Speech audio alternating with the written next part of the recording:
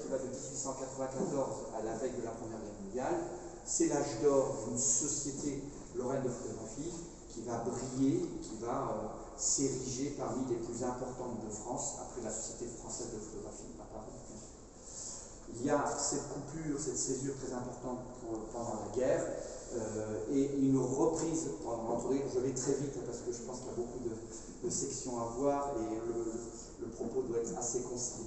Je vais très très vite. Donc des initiatives de reprise pendant l'entre-deux-guerres, plutôt timorées, mais qui relancent, on est dans cette relance d'une structure, et surtout un redémarrage à partir de la fin de la Seconde Guerre mondiale en 1947 jusqu'en 1983, où cette fois-ci la Société lorraine de photographie s'honore d'un nouveau département, la cinématographie, avec cet hommage rendu à ces cinéastes amateurs en herbe.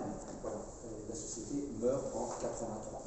Voilà. Alors d'un point de vue d'exposition, on a choisi de faire 5 sections, et la première, vous y êtes, c'est vraiment une remise en contexte de l'époque.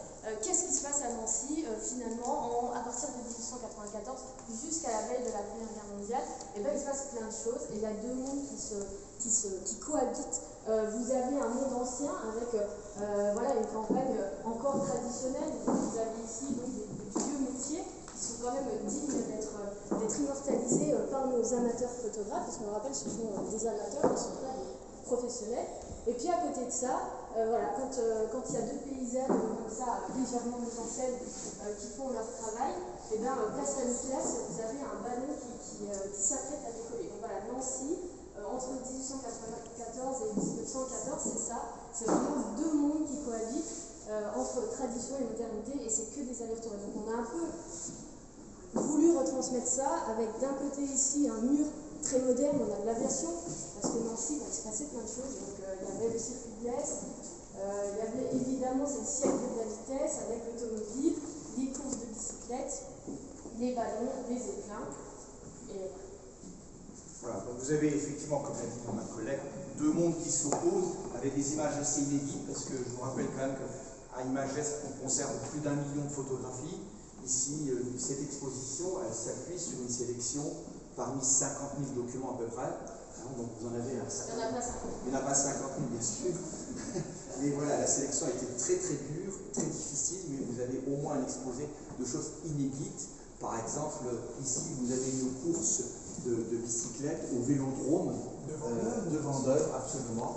Il n'y en avait qu'un à Nancy, parce que l'ancien vélodrome c'était à la Pépinière, mais c'était pas un vélodrome. Il était à Nancy Thermal, le vélodrome. Oui, mais non, mais le vrai circuit professionnel tel qu'il est conçu. Voilà, c'est un Vendôme. Vous avez des images extraordinaires.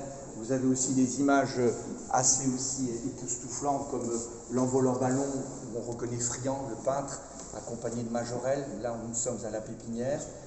Des photos aussi un peu énigmatiques, où on voit une femme qui pense un avion, on ne sait pas pourquoi, raccommode-t-elle quelque chose au niveau d'un tissu. Bon, c'est extraordinaire. Et puis les débuts de l'aéronautique, comment pouvait-on voler dans un engin si bizarre, si petit, mais pourtant ça faisait entre 200 et 300 kilos, et des courses, on s'envolait à 200 km/h, presque, non pas 200 km/h, à 60, entre 60 et 100 km/h, pour rallier des étapes d'une ville à l'autre. Voilà. Donc, un monde ancien qui a tendance à disparaître, et un siècle inscrit dans la modernité, avec des records, des choses extraordinaires qui sont accomplies au niveau des sports. On est dans le siècle de la vitesse. Il faut que ça aille vite, très très vite. Et ça continue d'ailleurs. on va ralentir déjà vite avec la deuxième